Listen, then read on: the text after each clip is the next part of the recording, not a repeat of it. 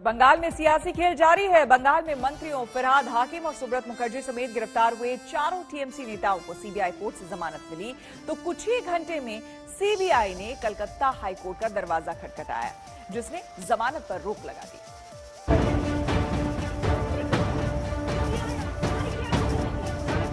तीसरी बार बंगाल की सत्ता संभालने के 2 हफ्तों के भीतर ही ममता बनर्जी की मोदी सरकार के साथ सीबीआई पर तकरार शुरू हो गई है। जिस तरह कल सुबह सुबह ममता के 2 मंत्रियों फिरहाद हाकिम और सुब्रत मुखर्जी, साथ ही एमएलए मदन मित्रा और पार्टी नेता सोवन चटर्जी की नारदा स्टिंग केस में गिरफ्तारी सनसनीखेज थी, वैसा ही हंगामेदार था मुख्यमंत्री ममता का कोलकाता के सीबीआई दफ्तर में 6 घंटों तक अघोषित धरना।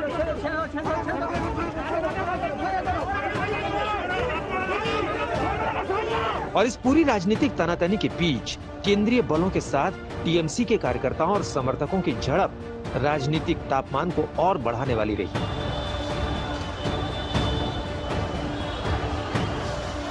अपने नेताओं की गिरफ्तारी के बाद कोलकाता सीबीआई दफ्तर पहुंचे टीएमसी के कार्यकर्ताओं ने दफ्तर की सुरक्षा में तैनात केंद्रीय बलों पर पथराव किया। जवाब केंद्रीय बलों की ओर से भी दिया गया।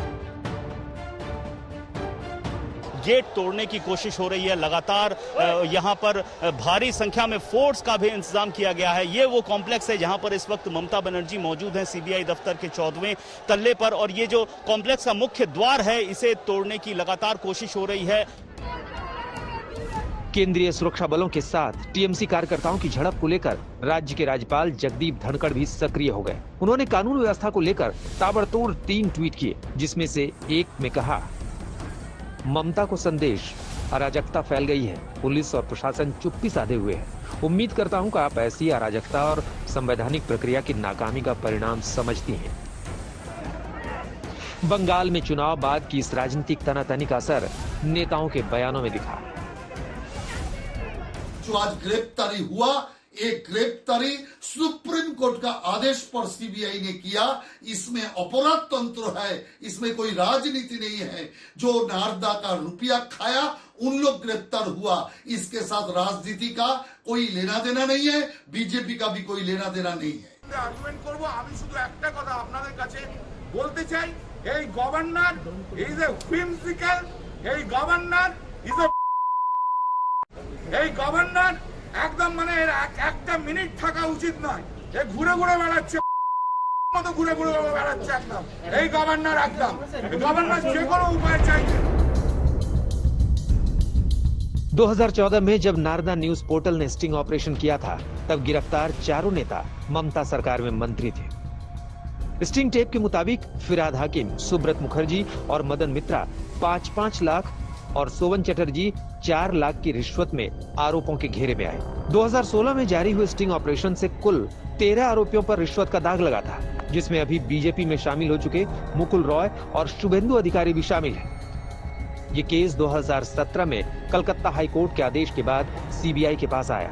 अभी 7 मई को ही राज्यपाल जगदीप धनखड़ ने गिरफ्तार हुए नेताओं के खिलाफ केस चलाने की अनुमति सीबीआई को दी है। लेकिन चारों नेताओं के खिलाफ सीबीआई एक्शन को उनके वकील और टीएमसी नेता कल्याण बनर्जी ने सीबीआई कोर्ट में राजनीतिक बदले की कार्रवाई कहा, और कोलकाता की सीबीआई कोर्ट ने उन्हें जमानत देने में भी देर नहीं की, जबकि सीबीआई ने 14 दिनों की कस्टडी मांगी थी।